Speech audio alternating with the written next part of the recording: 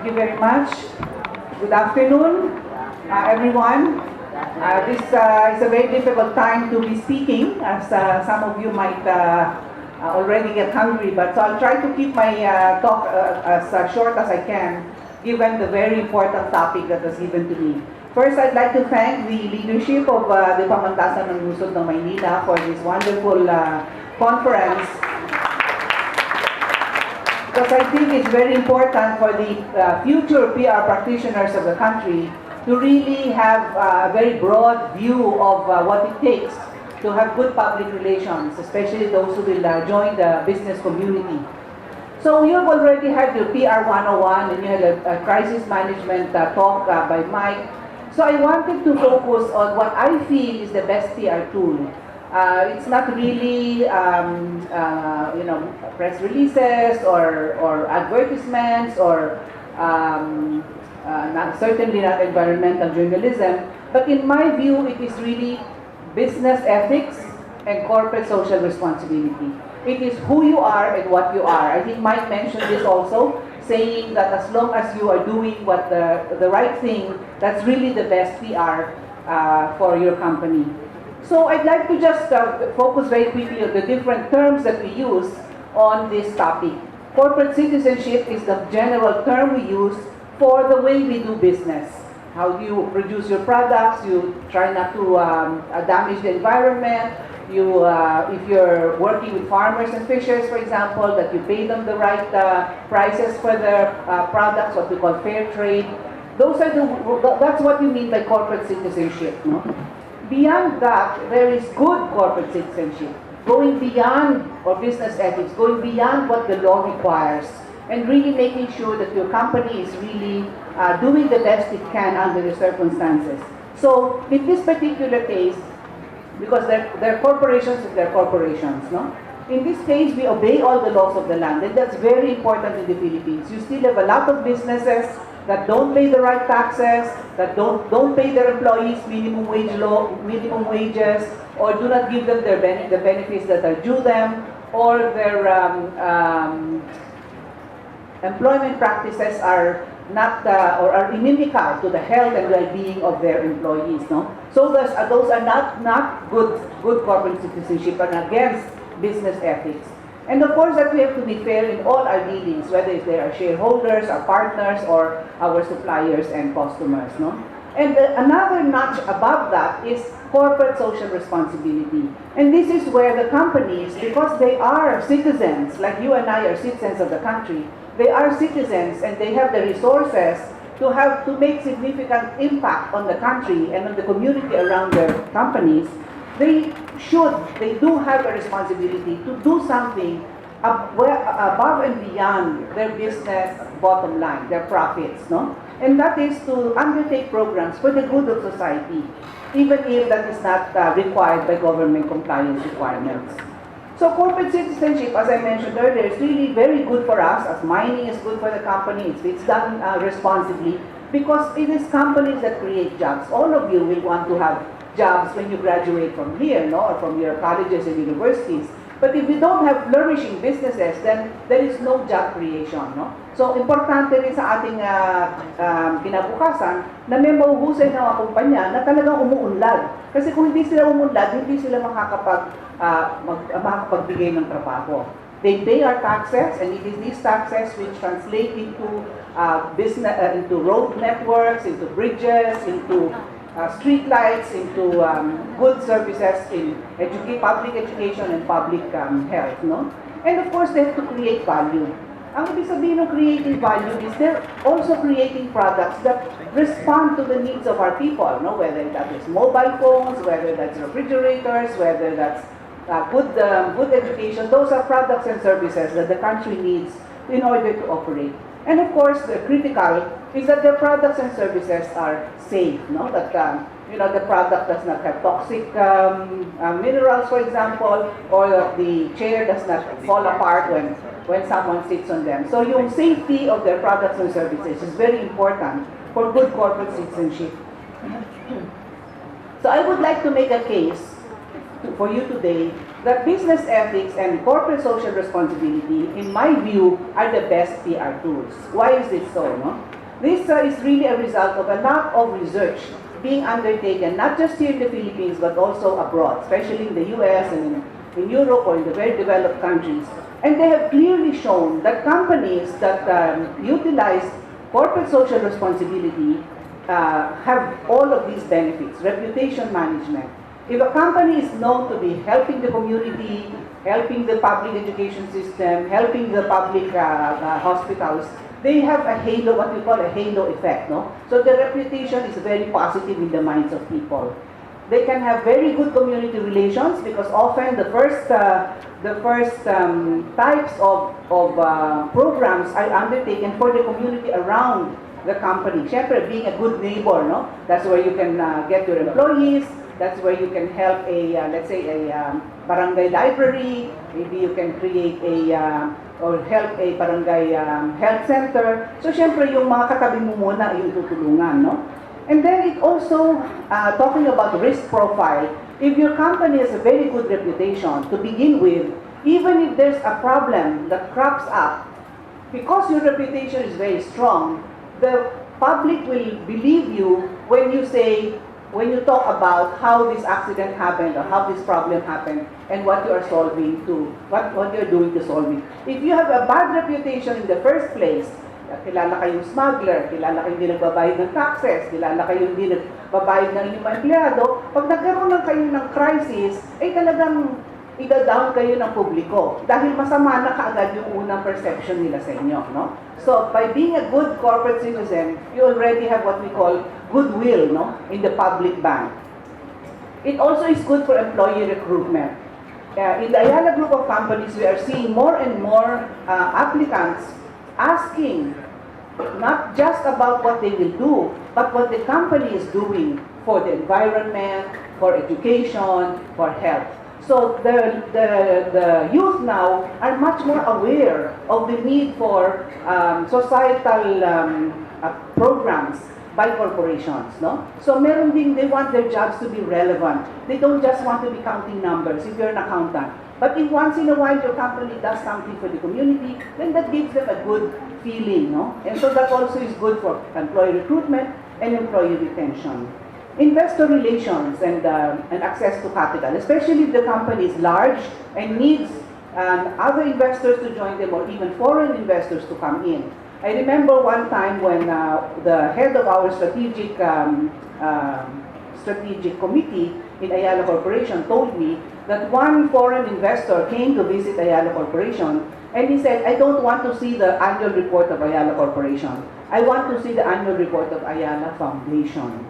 So the company who wanted to invest in the corporation wanted to make sure that the corporation was undertaking its corporate social responsibility properly. So this means a very big thing, no, for companies. And of course, for competitiveness and market positioning.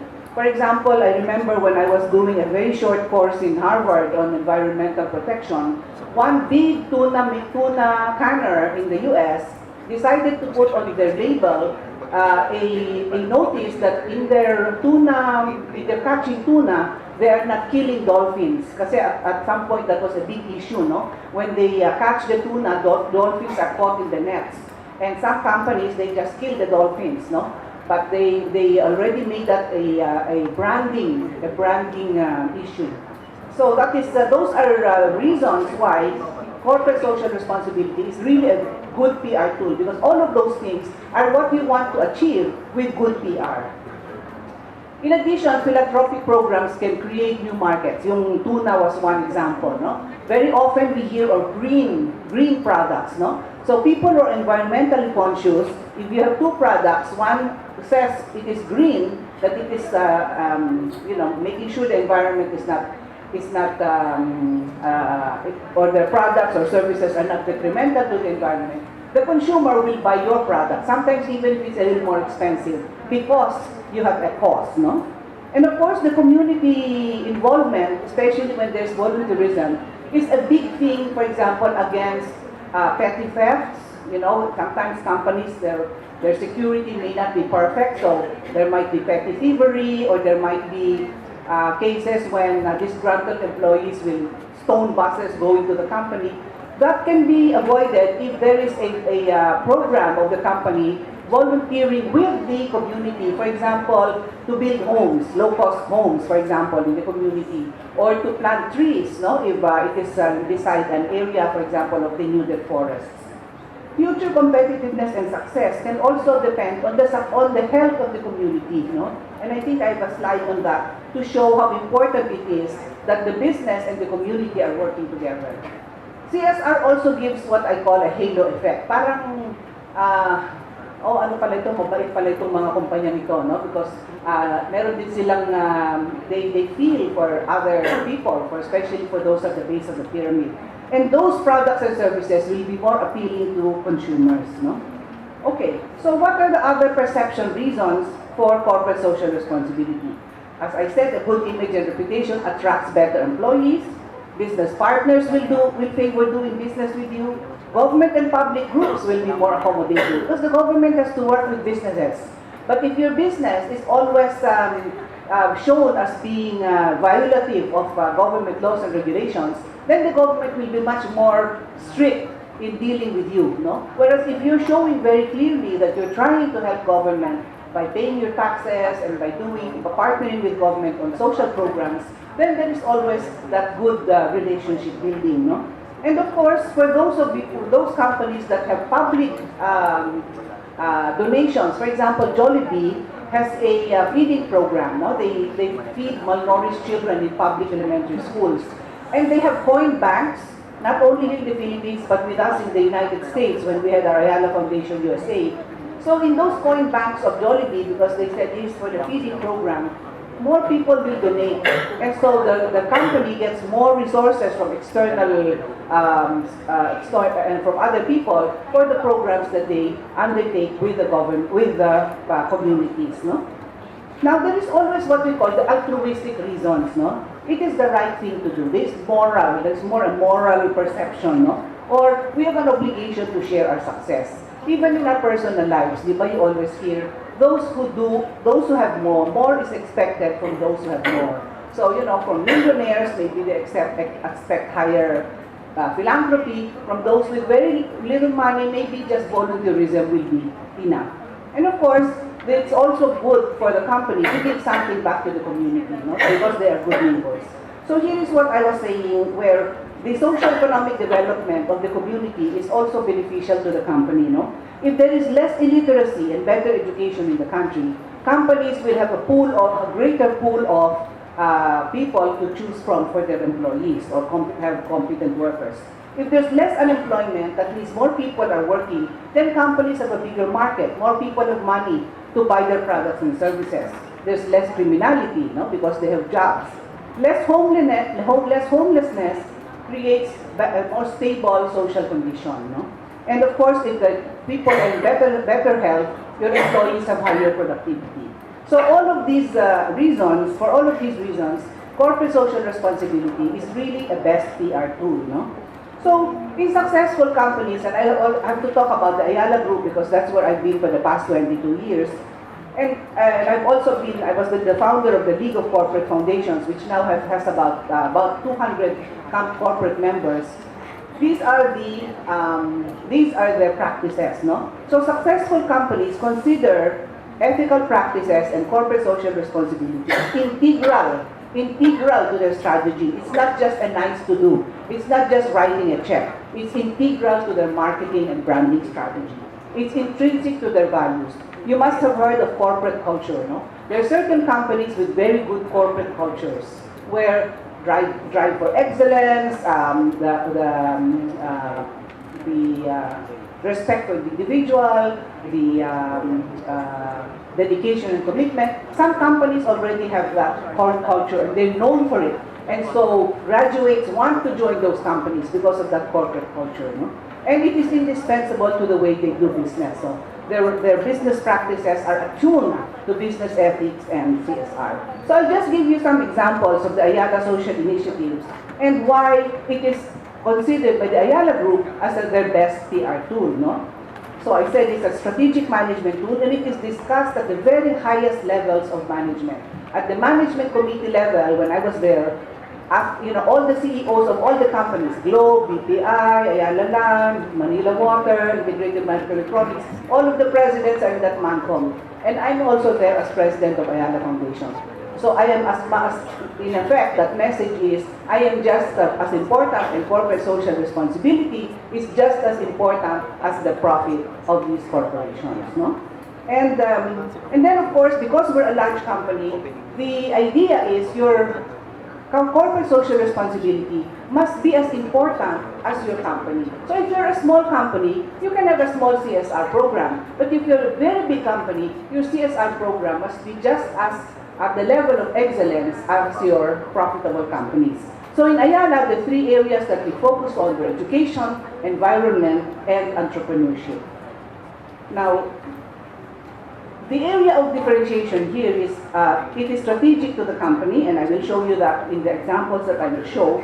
Because we are nationwide, our programs, as much as possible, should also be nationwide. No? And our programs must effectively deliver vital services to poor communities, because these are the people who need our help most. But we identify flagship programs that we will be known for nationally and internationally. And they must be embedded in the corporate culture, embedded in the vision and mission of each company, and of course, must be volunteer friendly. Because it is important to engage your employees as volunteers in your corporate social responsibility programs. Education is actually a cross-cutting theme. No? Almost all our companies have programs to help in public education. But let me just focus on the educational programs of Ayala Foundation. One of them is Centex, and my host here is a Centex graduate. Centex is manages two public elementary schools, one in Tondo and one in Batangas. And we give this to very bright children of disadvantaged families. And our first kindergartners in 1998 graduated from college last year. We have a very high cohort survival rate in education. So it's a very good program that we hope to continue and even expand. We also have text-to-teach, where we use videos, learning videos, and send it to under-resourced public elementary schools. These are on English, math, and science for grades 4 to 6. And this really just helps the teachers improve the quality of their teaching. No? But our flagship program is called GILAS. GILAS, as you know, magpakitang GILAS ka, parang show what you can do, no? Stands for Gearing Up Internet Literacy and Access for Students. And I won't go through all the slides, but the idea here was, in 2004, when we started this, only about 6% of all public high schools had computers and internet access. So imagine, only 6% of our high school kids had computer literacy, which is now like reading and writing in the past, no? So what we did was, we put together a consortium where we included, or we invited even our competitors from the communications industry,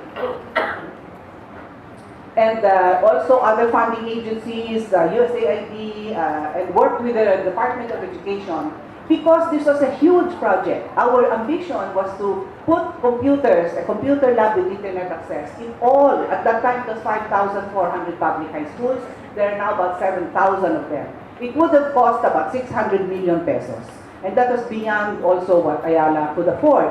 So we organized this, what we call a consortium, multi-sectoral consortium, for this GILAS project. And what did we do? What have we done since? We have achieved, by the end of 2010, we had connected more than 3,300 high schools. That reached millions and millions of our youth, because that went on for about 5 years, and thousands of teachers were trained in computer literacy and training. And the important thing is, it made those youths, all those millions of youths that were going through our public school system, and 90% of our youth go into the public school system, computer literate. So they are now ready for work where computer knowledge is now a basic requirement. No?